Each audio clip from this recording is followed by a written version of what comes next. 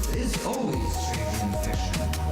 This is Stranger Than Fiction with Robert Homrich. Hello, and welcome to the strangest hour on the internet, Stranger Than Fiction. I'm your host, Robert Homrich, author of The Vitruvian Code, The Secret Anatomy of Washington, D.C. and its connections to the ancient mysteries, which you can find available on Amazon and now at the www.thevitruviancode.com. And this is a show where we're going to explore all things occult, esoteric, conspiracy-related, and otherwise, well, stranger than fiction. And without all the fear-mongering that's typically associated with these subjects, so you won't have to worry about that. Now, for those with the eyes to see, there exists another world which is intricately layered within our very own. For all of recorded history, this other world has remained intentionally hidden from the general public by the elites. In fact, that's what the word occult means. It literally means hidden from view. And those who know best know that the best place to hide something is in plain sight. That is the subject of today's show, and there is perhaps no better person to discuss this subject with than today's guest. His groundbreaking film, Secrets in Plain Sight, has over 5 million views on YouTube, and I can honestly say that if it wasn't for this film, my own research on Washington, D.C. would not exist, because I was actually watching his film when I initially began putting the first pieces of the Vitruvian Code together. For this reason, I've invited him to be my very first guest on Stranger Than Fiction, and I can't think of a more appropriate person to be the first guest than the man I'm about to introduce. In addition to writing, narrating, and producing the Secrets in Plain Sight series, he is the author of 7 related books examining patterns in art, architecture, and the cosmos. And of course, these subjects should be very familiar to our audience here at Stranger Than Fiction. He is also host transformative sacred geometry workshops, and he's the designer of the Proportioner, an elegant instrument empowering people to work with the golden ratio.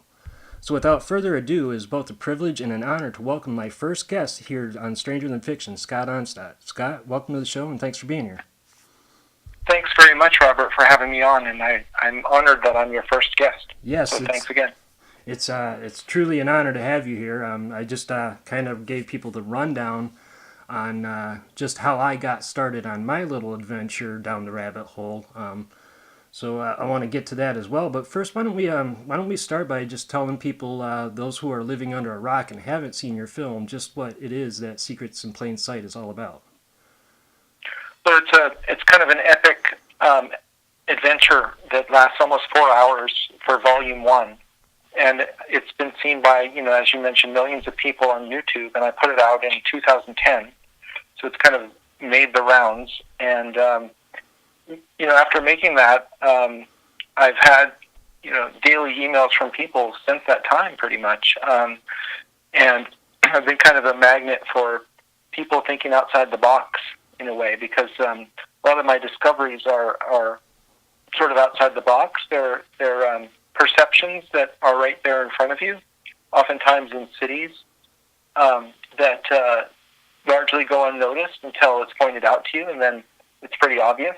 So it can be kind of amazing to realize that a lot of the most important cities in the West are designed around sacred geometry principles, or designed as a sort of temple of the human body, and that's some of the things I point out in my film.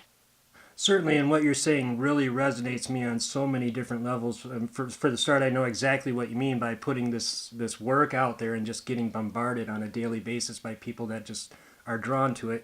And then, of course, the subject matter we cover is very similar as well. For those that are aware of both of our works, we both kind of tend to lean towards the same direction with these symbols we're finding in these cities being related to sacred geometry and astrological principles and philosophical principles. So our work is definitely very, very closely related. Why don't you tell us some examples of what you found? Well, as I mentioned, the human body is like the ultimate temple. And this is well known from ancient times. The Roman architect Vitruvius wrote this 10 books of architecture, and he mentioned that the most effective temples are based on the human body. And so I started noticing the human body encoded in various cities around the world. For example, in Paris, You did a wonderful piece of art overlaying the Vitruvian Man over Washington, D.C. Thank you. I've also done it on, I've overlaid the Vitruvian Man over Paris in a couple of different ways, and also in Astana, Kazakhstan. Sure, I found him in La Plata as well. Okay, well, great. And I've also done it in Beijing, in the Forbidden City. Yes. And also over Chartres Cathedral. It's kind of like... and there's amazing resonances that the human energy system has with these structures and cities. Sure, I kind of, at this point, I kind of make a game out of it, like, where's Waldo? Because Vitruvian Man gets around. He certainly, well, it is the most famous depiction of the human body ever made. Absolutely. I believe. Absolutely, so without a doubt. That's why it's natural to use it to, test to see if... Sure, and the irony behind... There's a resonance there. Of course, the irony behind that is that it was adopted by the medical industry because of its perfect human body depiction. But it really, the original intent behind the drawing, as you were saying, comes from Vitruvius, and it's really a template for architecture. And so that's right. What happened there was Leonardo was reading the 10 books of architecture by Vitruvius, who lived in ancient Rome. And, Leonardo's in the Renaissance, so it was much later. Sure. And then he depicted that code in the form of the drawing of what we call the Vitruvian Man. Right. Not everyone's aware of that, I don't think. Sure, it was his outside-of-the-box thinking that made the geometry work, and he did that by shifting the square from the center of the circle, and all of his contemporaries hadn't quite picked up on it, so that's what really set him apart in that drawing, and that's how it's so iconic today. The way I think of it is the circle is like the center of the human energy system, with and the square is like it represents the physical body. The material, yes, exactly. Yeah, exactly. So we're definitely on the same page with that. So that's and it's the reconciliation of those two forms, which has been something people have been striving to do for centuries. It's squaring the circle. Exactly, and that is synonymous with doing the impossible for that reason, because it's actually said to be the actual task of squaring the circle from a practical standpoint is said to be impossible because of the transcendental nature of pi. So, that's right. So it's become. But it doesn't stop us from trying, because exactly. It's a human impulse to try to reconcile the finite with the infinite, or the knowable with the unknowable, or the physical with the spiritual. And so the struggle continues. So right. tell me, what got you started in your research? What made you fall down the rabbit hole?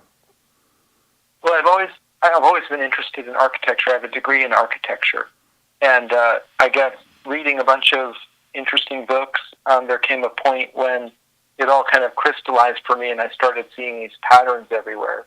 Then I had a conversation with this intuitive woman who pointed out that she told me that my spirit guides insisted that I make a movie, and I took this kind of as a serious mission, and I didn't really know what I was going to make a movie about. And then once I had set my intention to do that, the whole script, I wrote it in about 2 weeks, Sure. which is pretty amazing, because it's almost 4 hours long, and it's really densely packed with information. See, And so then once I had all that, then it took me a good 6 months to find all the images that I needed to illustrate that, and to do all the production work on the film. God, it's like I'm hearing my own story, because I can relate to that. Same. I was kind of forced in this position where it's like I had this information, and I had to do something with it, but you try and take this to the mainstream, and they won't touch it with a 10-foot pole. And so it's like I guess I just had to learn to be an author. I didn't really plan on that. It just kind of happened. But it's funny how when you willfully give in to what you could call your destiny, it's funny how the pieces just kind of fall together, don't they? Yeah, many times I felt I was truly guided to discover things and to express things and to put it out there. And it was both an exhausting process and also a very fulfilling process. And You know, again, I can know exactly where you're coming from, but I wouldn't change any of it for the world. And I'm so thankful you did make that film. And we were speaking about it the other day. It's like we, from the positions that you and I are kind of uniquely thrust into, it's really hard to gauge the kind of impact you have on other people. And so it's yeah. definitely I don't really know, but I mean, I can say that I get a lot of emails from people, and occasionally people will say that I've really changed their life or changed their worldview for the better. And I'm thankful. I'm glad to have been able to do that and turn people on to looking at reality in a different way. and You know? I think that's key to our evolution is we need to start doing that. Um, so tell me, what are some of the discoveries that you made that you find to be the most fascinating? Oh, I think the golden ratio is very, very important and generally underestimated tremendously in culture. Now, people just sort of, if they've even heard of it, they think it's some kind of thing that's used in art, maybe. Sure. But it's actually an amazing route into the mysteries is by really just looking closely at the golden ratio and all the resonances it has, from cosmic connections all the way down to our DNA, and in popular culture, to fine art. I found it in a lot of places, and I've tried to express that in my books. I published a book on Leonardo da Vinci and showing how his work is totally using the golden ratio in so many ways that I don't think people have noticed before. And I wrote a book on the divine proportion, showing how that's the examples of that. And I also created this instrument called the proportioner. Yes, you're an which inventor. It's a golden ratio calipers that people can use to recognize the golden ratio in the world, and also to intentionally use it in their own work. Sure, and you've made some pretty interesting discoveries with that tool. Well, not with just with the proportions itself. I don't know that it's directly involved with that tool, but why don't you go through some of these examples you found? Sure. Something you probably have on your person right now is a credit card. Sure. And that's almost perfectly a golden rectangle. It's about 98% accurate as a golden rectangle. A golden rectangle has the proportions of 1 to 5. Phi is the golden ratio, 1.618. And one of the things about that I think is interesting is it's not exact. So it wasn't literally someone using the golden ratio and saying, I want a credit card to be exactly a golden rectangle, but rather I believe what happened there, and whoever designed the credit card, the proportions of the credit card, I don't know. But I think what happened there was they were looking at different proportions until they felt their way into this one rectangle, which seemed to be just right. Sure, kind of like playing music by ear. Exactly, and you just think, oh, that seems just, it has a resonance to it. And because it's only 98%, I think that it tells you that they were doing it by feel. Sure, and I think that's why it appears so predominantly in art too, in architecture. Yeah, oftentimes if you develop your aesthetic sense to a high degree, you will naturally make decisions based on the golden ratio, whether you're conscious of it or not. Sure, and again, this all traces right back to Vitruvius and De Architectura. And it gets down to thinking about how a lot of these humanistic philosophers, and like Plato, for example, would make the case that geometry came before the universe, or rather, the universe is made out of this geometry. Sure. The way I think of it is like geometry and math are like a universal language out of which everything is made. Sure, and the story of creation can even be told through sacred geometry, which kind of brings me into one of the other things I want to discuss, which is your sacred geometry workshops. What's that about? Well, what that is it's a 2-day intensive workshop where we spend 1 day drawing with a compass and straight edge, and I take people through this art of sacred geometry, of actually doing it yourself. And I think there's something really beautiful that's transmitted through that physical practice. It's different than drawing on the computer, because when you draw with these traditional instruments, you're involving the whole body, and it's sort of like something that is sorely needed in today's world, where we're all always on our phones and on our computers. But it's very refreshing to actually use a pencil on the paper and get into geometry that way. And then on the second day, we do a group project. All together, we make a large-scale mandala out of natural materials, stones, shells, colored sands, bark, pine cones, and such. And we use the traditional Tibetan shock pour tools to dispense the sand. And we do it all in silence. We're listening to music, but we're not talking. And it really encourages people to go in deep into their inner self. And everyone comes out really transformed after this experience. And I don't really fully understand it, because it's just something that you need to experience, and it's really quite profound. It has a profound effect on everyone. I can absolutely attest to what you're saying. There is absolutely something about getting these tools in your hands and actually doing the work yourself with your hands with these tools. It reveals things to you in ways that you're not going to get just by looking at these images or making them on a computer. Actually getting down and using these tools it unlocks things a little bit better I think. It's hard to explain. But yeah, it is hard to explain, and my left brain doesn't fully get it, but it's something that you need to experience. And so that's what it's not really an art project, and it's not about learning information. It's about doing it. Sure. And it just sort of mysteriously transforms you, And actually, that's kind of how I got my start in all of this. If I think back to the early 2000s, was I had a pastime of drawing crop circles in the computer. And I drew many, many crop circle designs. And setting aside the question of who made the crop circles, which is another interesting question, but if you just focus on the geometry, I feel that sort of transformed me and really activated me. And I don't really understand why or how that happened. It's just that it did. I just think working with geometry enough works on you on a really deep level. Agreed. It definitely does. There's something about it. It's like symbolism speaks on its own level as well, to the subconscious in a way that the conscious might not perceive. It's kind of the same thing there.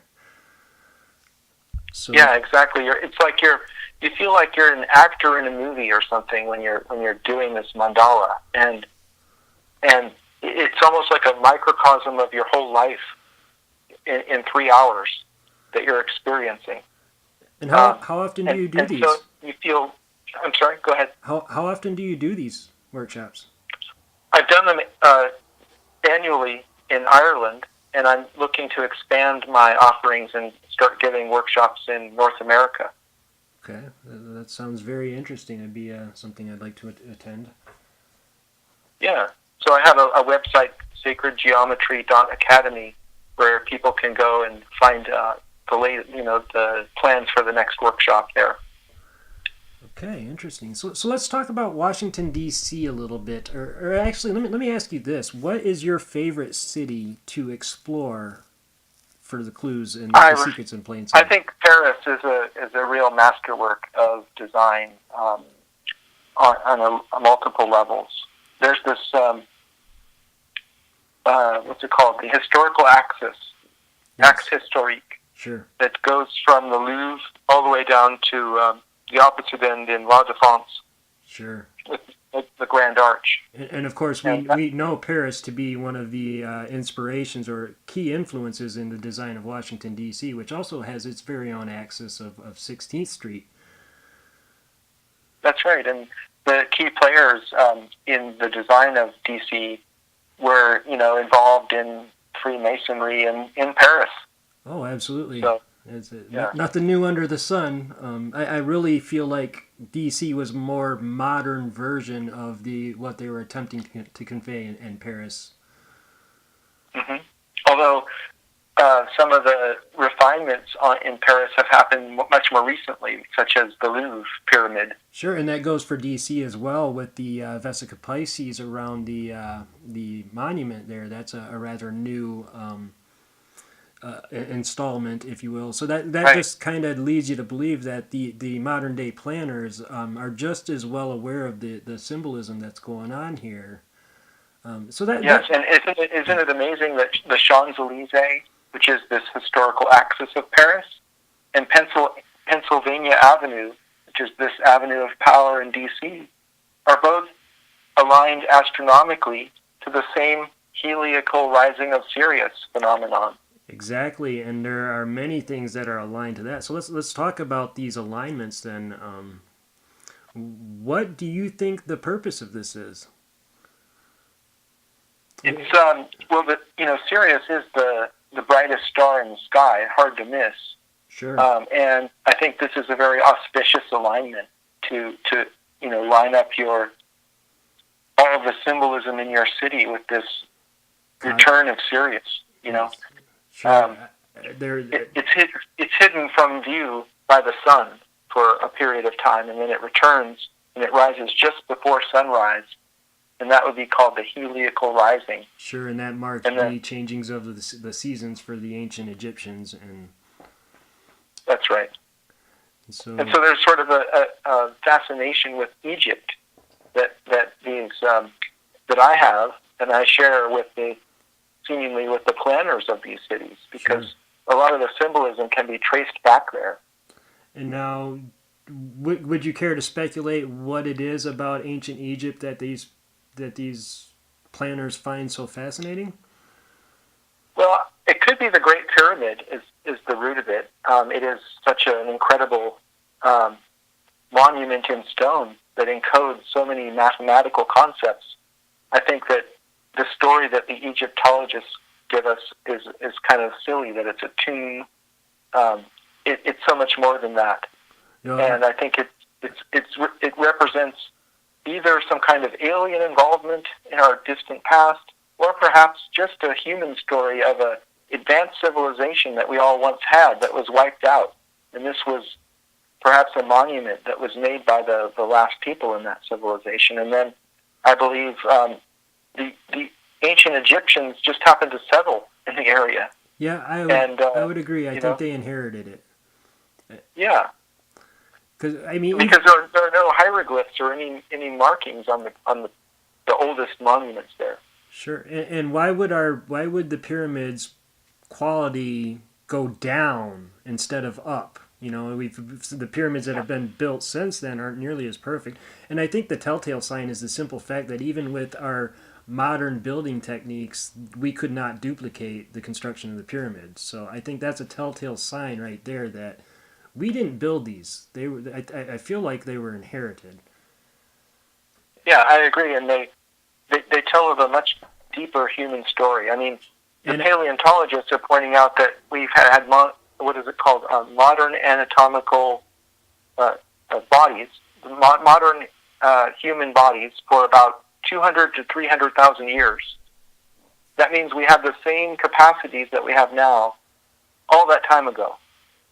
Sure. And so I don't believe that we just developed, intelligent forms of social organization in the last, 5,000 years. Oh, but that's what they would definitely have us believe, is that we crawled out of the woodwork into this civilization, into this higher understanding of mathematics and astrology, astronomy, and all these different subjects, and we just happened to stumble into these a couple thousand years after we evolved from, whatever you want to. It is kind of a hard pill to swallow, isn't it?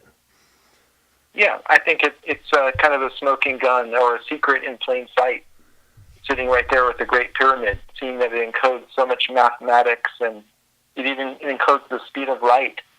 And it encodes the units of measure. Sure, the proportions of sun and moon. And so much there. And I think that could be that some of the elite who've designed the cities and so on, perhaps they're aware of this and they just feel compelled to, design something that relates to the Great Pyramid or to the Egyptian culture in particular. Okay. See, in my mind, what I see, and that's something I want to get into as well, is these ley lines and the distances between them, because there's some very interesting numbers that come up.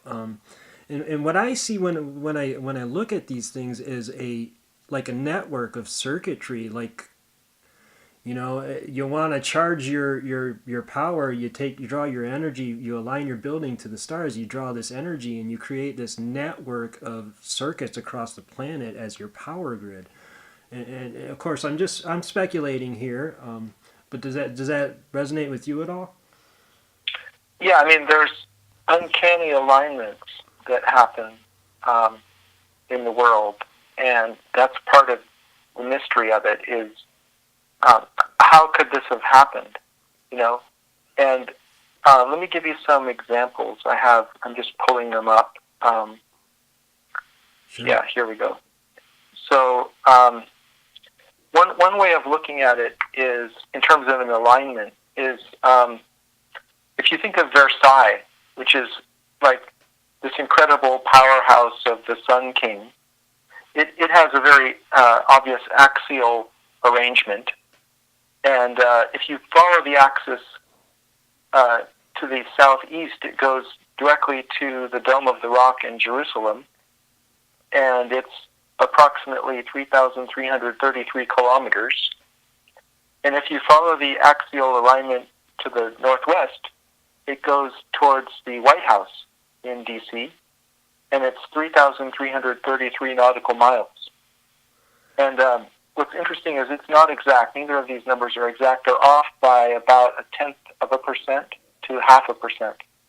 Well, human error is going to play its little part in there too. We're only human, and nobody's perfect. Yeah, but the question is, how could the Sun King, Louis XIV, have ever, been able to measure with any degree of accuracy in his time? And to not only position Versailles where it is, but also to orient the palace in this way. This is where I start to think about unseen forces that we are the instruments of. Sure. What forces tell the birds which direction to migrate and when? I mean, there's definitely. Yeah, it's sort of like I'd like to think of it like that, or like mound building termites that make these incredible complex architectures. And they even include ventilation and air conditioning and farming inside their structures. And clearly there's no one ant brain that actually is big enough to understand that. Sure. But nevertheless, the species accomplishes these things. And couldn't it be that humans sometimes are responsible for creating things, but we're not actually aware of all the symbolism and deep connections involved in those things?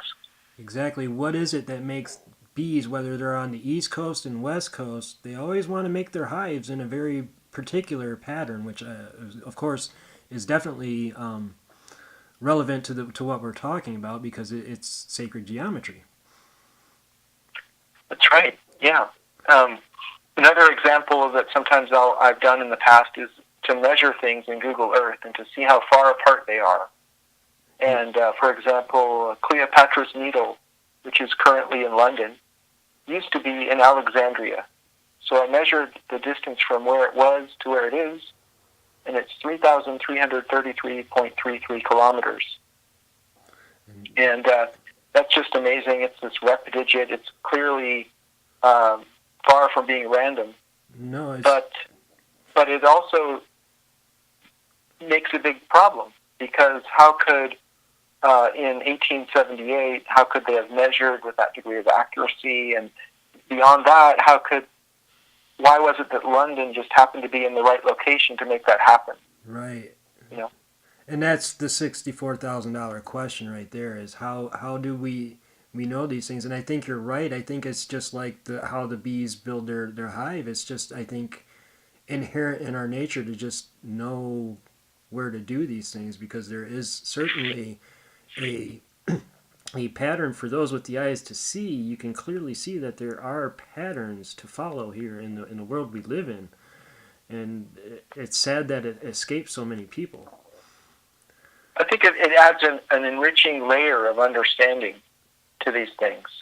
That too. For example, like the distance between the Grand Arch and Paris, which is the end of the historical axis, and it's kind of this symbolic hypercube at the end of the axis. The distance from there to the Washington Monument is 3,333 nautical miles. And these things cannot just be a random coincidence. I mean, it's like I said in my book, at what point do coincidences stop being coincidences? Exactly, yeah. Because these are just a couple of examples, and I know you could go on, and please do. Give us more examples of these distances. Well, I'll give you a couple more. There was a guy, Shannon Vanden Heuvel, who was a fan of my work, who noticed I was measuring things, and he's from the Netherlands. So he found the oldest lighthouse in the Netherlands. It's called the Branderis Lighthouse. It was built in 1323, and he measured the distance from there to the oldest obelisk in the world, which is in Egypt. It's in Heliopolis. And it turns out it's 3,333.33 kilometers, exactly. So we're seeing lots of recurring threes here. Can you give us any significance to that? Well, 33 is quite an amazing code in that, but I actually find that these types of things often happen with any repetitive digit. It could be 5s or 6s even. Sure. But 3s have a kind of special resonance, considering, like, for example, in Hinduism, there are 33 devas, or 33,333 gods in the Mahabharata. And Jesus lived 33 and a third years and performed 33 miracles. And in Judaism, there's 33 elements in the tree of life. There's 22 paths, 10 sephiro, and 1 hidden sephiro, bringing the total up to 33.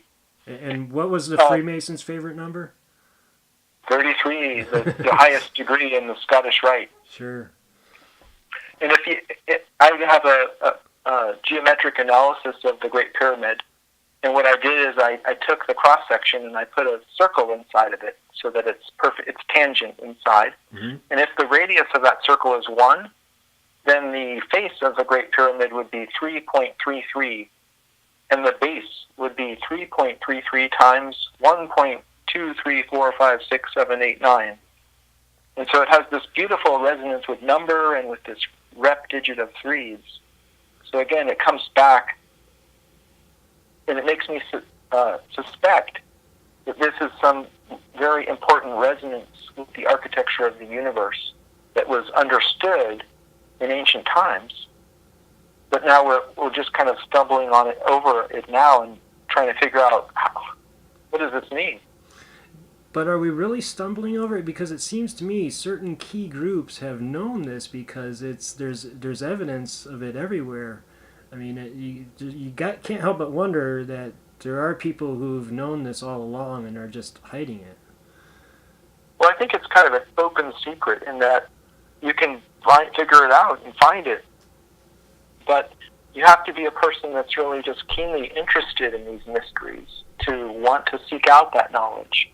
Sure, it's for the same reason I believe Jesus spoke in parables. Obviously, partly was to hide, from the profane and whatnot, but it really, in order to understand it, you have to have the desire to understand. That's exactly right. Yeah, it requires you to do the work, to want to know, to find out, and then you'll be rewarded with the knowledge. Knowledge itself is its own reward. Absolutely. Just knowing it just enriches your life. That's how I feel about these kind of mysteries. Sure. I don't think there's a dark group of people who are, they know all the answers and they're keeping it from us and keeping us down and everything. There's so much of that going around in popular culture. It just kind of, I don't think it's a healthy. I don't think it's a very healthy attitude to have, to blame everything on some mythical elite that you can't even really prove. Sure. I think it's always important to look at the bigger picture and explore all avenues, even the darker ones, but I don't think you should limit yourself to the darker ones. And I agree. I think we see a lot of that in society today, and it's not helping us to progress with these mysteries. I think it is important to look at everything with an open mind and not have. It's better to go in there without any preconceived notions of what it is you're looking at, because that will limit your ability to see what it is you're truly looking at. Yeah, just to see what's really happening. So let's talk about some of more of these connections between ancient Egypt and some of these modern, or I guess more recent architectural structures. Like, for example, you were talking about some of these proportions. You had an image that really struck me, and I kind of commandeered it and borrowed it for my own research, which was the Vesica Pisces rests with the Great Pyramid, showing the proportions between the Great Pyramid and the Washington Monument. You know what I'm talking about with that one? Oh, I do. Yeah, it's really amazing that when you see this diagram, the actual height of the Washington Monument comes right out of it, and it's 555.5 feet, or 6,666 inches. Sure. And that's encoded in the Great Pyramid itself. And I discovered that if you inscribe an equilateral triangle inside the Great Pyramid, it has a edge length of 3,333 inches. And there's those lucky numbers again. Pretty amazing. Yeah. Exactly. And so people say, well, come on, inches. When were they made? And kilometers and so on. But I've shown in my work that both the imperial system that we use today in the United States and the metric system that we use in the rest of the world are both encoded in the Great Pyramid. And the reason is because these units of measure come directly out of the geometry of the Earth. Sure. What is geometry? It's Earth measure. And then when you think about geometry, what was the cubit based on? It was based on the human anatomy. And so there's definitely, it's like we forgot how that was derived, and then later we stumbled upon it by rooting our measurement system in the actual dimensions of the Earth. So we just rediscovered it. Exactly. I think it's been encoded in us all along, and that's why we have such this attraction to the golden ratio. Yes, because it's part of us. Exactly. It's how the universe is made, and so there's some aspect of our consciousness that is aware of that. And so when you see something that's designed that way, you just maybe have a feeling that it looks beautiful, or it just seems right somehow to you. And that and you don't necessarily understand, like, intellectually why that is, and you don't need to. Right. All you know is that you find it soothing to look at. Exactly. Yeah. Like recently, there was a whole host of authors who published this research on the creation of Adam fresco in the Sistine Chapel. The famous image of Adam and God's fingers coming together there. Mm-hmm.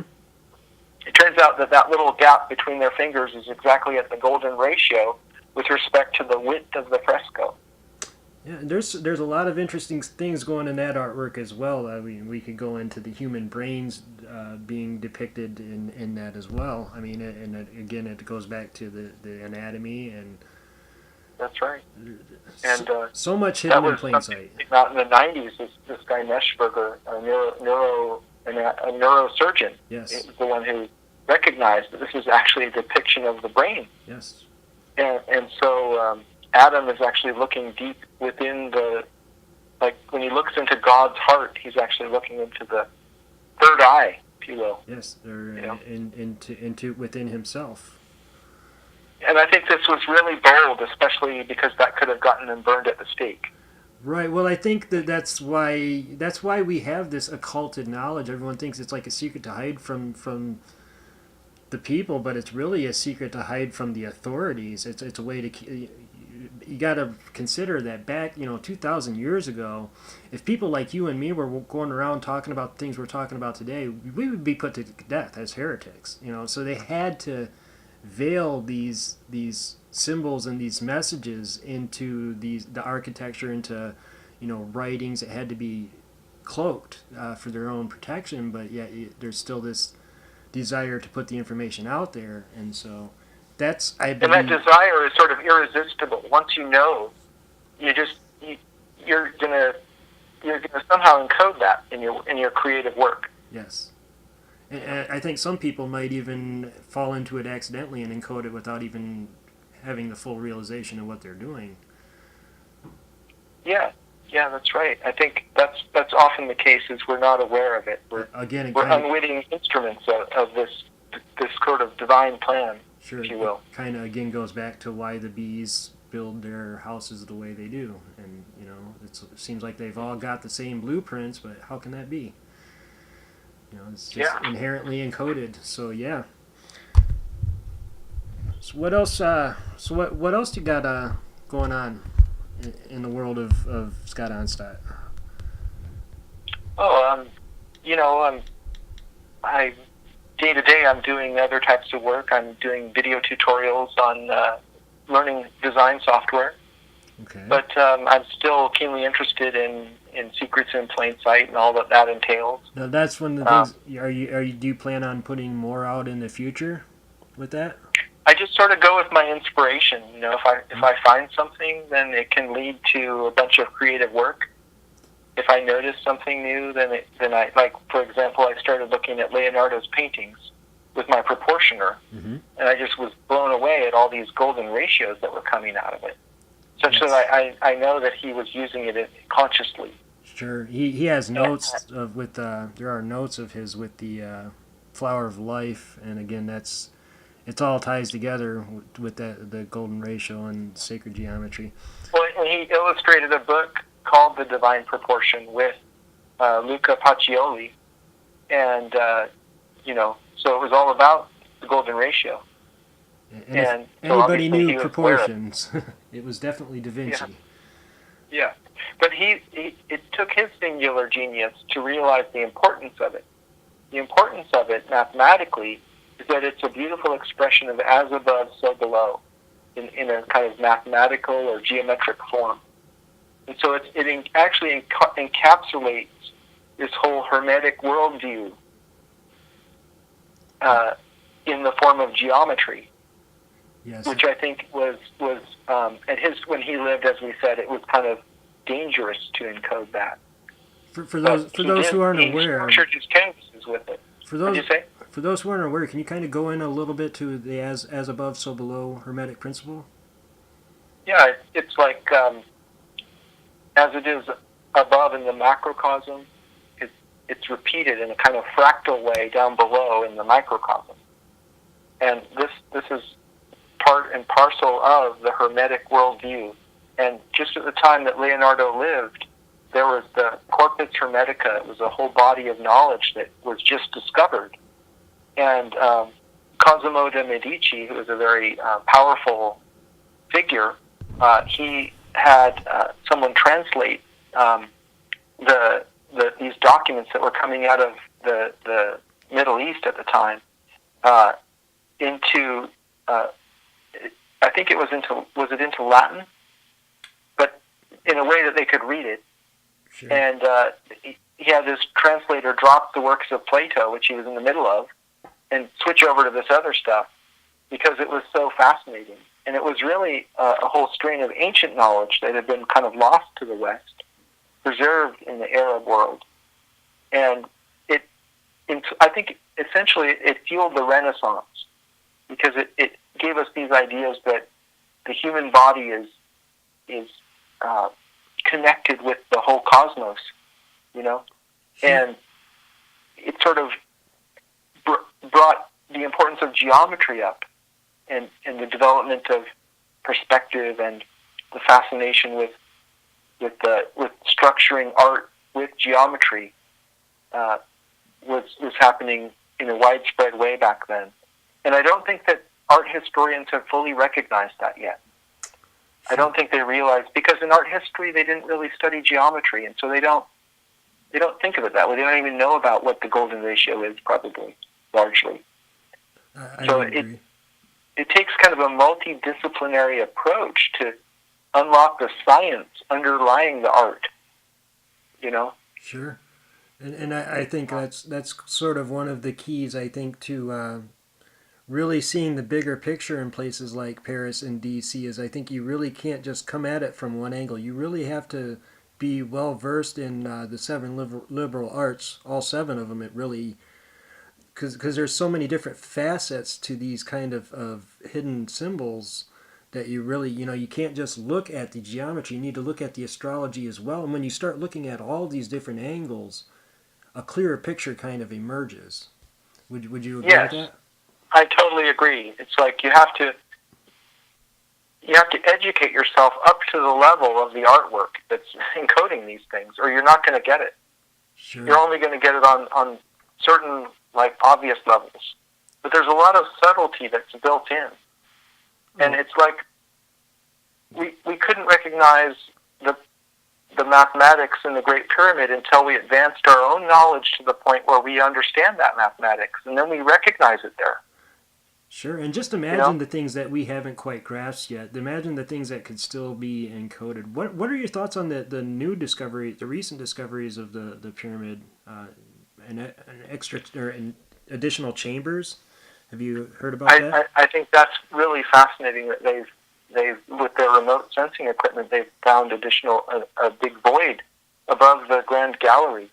What's that about? Sure. Can you just imagine the secrets that it still has yet to reveal? And I really feel that that's really a key to unlocking our own origins and our humanity is hidden in this structure. And I think when we finally fully grasp what it is, I feel like we're going to grasp who we are as well. And I hope that we're able to look at that in a truly scientific way, just to see what's in there, and not spin it and say, well, what we found can't be because we have this certain narrative. Yes. So we're going to ignore it, or we're not going to publicize it. And that's the problem, especially with Egyptology. They've got things locked down so tight, and anytime, like Robert Skoke's one who comes to mind, where you come up with an innovative new idea, which pretty much disproves it, if you ask me. I don't know if you're familiar with his water erosion theory on the Sphinx or not. But yes, I am. It certainly, beyond a shadow of doubt in my mind, it proves that we're not being told the truth about Egypt and the pyramid. Yeah, it just shows us how much we are influenced by the kind of status quo of how the ideas are. And when new evidence comes to light, it doesn't really mean that we embrace that. It's sort of like Thomas Kuhn's theory of revolutions happens when the old guard dies off, and younger people come up with new ideas. Yep. Absolutely. But there's like popular authors like Dr. Robert Schoch inform the public about these things, and then kids growing up today maybe read those books, and then when they're part of the status quo, I think we'll be able to ask more interesting questions. I think you're right, and I think we are heading in that direction. I think the signs are already there that we are, and that we're ready for the truth. We've been ready for the truth, and it's time. And thanks to people like you, we're getting closer to that truth every day. And it seems like new things come up more and more frequently as we progress in our path, to the point where information is just moving at such lightning speeds now, and you got to wonder. Yeah, did you read about that discovery in the Mayan area where they used LiDAR to look through the jungle, and they found that the city was about 3 times bigger than they ever thought it was? I have seen some stuff about that. Yeah, it's really amazing that this new technology allows them to discover that these places that they've been walking over for years actually are pyramids and roads and buildings that are under there that they didn't even notice. Right. And they don't want us to, I really get the sense they don't want us to know these things, because like you said, there is a narrative that they're trying to spin, and of course that all ties just to the positions of power, the power structure, and we don't want to change that, because the millionaires making millions off of selling, petroleum to the world would not be in business if we could run cars on water. And so we're kind of stuck in this power struggle with the truth. But it certainly seems that we're winning in that department, and again, well, I think the internet is doing some amazing wonders in that area. Absolutely, where people are connected globally now. I mean, if you think about how long has the internet really been used by more than just the academics, it's only been about 20 years. Sure, and even like one human generation has totally transformed our culture. Sure. And if we could get more people focused on these types of studies instead of eating Tide Pods, that would be great. You got to wonder, man. I mean, sometimes it feels like all creative thought has been just indoctrinated right out of us. People have forgotten that learning is its own reward. Yes. That it's wonderful to know to discover things. There's a lot of enthusiasm that you get. I feel like when I'm on the right trail, I just get all this energy funded to me from the universe. Exactly. It's I want to stay up all night reading this stuff and creating these graphics and making these connections. And I can't wait to get up in the morning. Mm-hmm. When I find that I'm on the right line of research. Sure, nothing and more. For me, it kind of comes and goes. Sometimes I don't feel like I'm on that path for a while. Sure, I can relate to that as well. And sometimes you need a little break from it all too, because when you really start wrapping your head around some of these things, it can get overwhelming at times. Oh yeah, it totally can. And sometimes you just want it to go away. Just leave me alone. But then other times I miss it. I miss the kind of natural high you can get from learning things and knowing things, making connections, and also being creative and putting your work out there. Mm-hmm. And sharing it with others. It provides a kind of reward in its own right. Even if you don't make any money on it, it's still worth doing for your own spiritual development and personal growth. I totally agree. So I'm just trying to think of anything interesting we should cover before we wrap things up here. Did we miss anything that we should cover? No, I think we covered a lot. I don't know. Well, I guess we can call it good there. Is there any websites or anything you want to plug real quick while we're here? Sure, yeah. People can learn more about the work that I've done by going to secretsinplainsight.com. And you can check out my sacred geometry workshops at sacredgeometry.academy.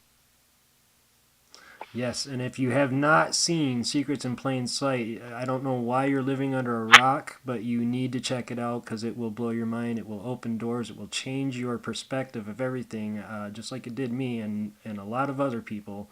So with that, I just want to thank Scott Onstott for being on the show and my first guest. It was a privilege and an honor, and I hope to. Thank you very much for having me on, Robert. Awesome. It's been great. I hope to see more astonishing revelations from you in the future, and just want to say thanks again for being on the show, and we'll keep in touch and talk to you more. And make sure you tune in next week. I'm supposed to have Freeman Fly on. We've been having a little communication difficulty, so I'm not sure if I'm going to be able to get that up and prepared in time. But otherwise, we got Court Lindahl coming up and a few other cool guests. So stay tuned. Keep tuning back in. We're going to be digging deep into these mysteries that surround us on Secrets in Plain Sight and the Vitruvian Code and other occult, esoteric type stuff and everything stranger than fiction. So for Stranger Than Fiction, I'm your host, Robert Homrich, and we'll see you next week. Thanks.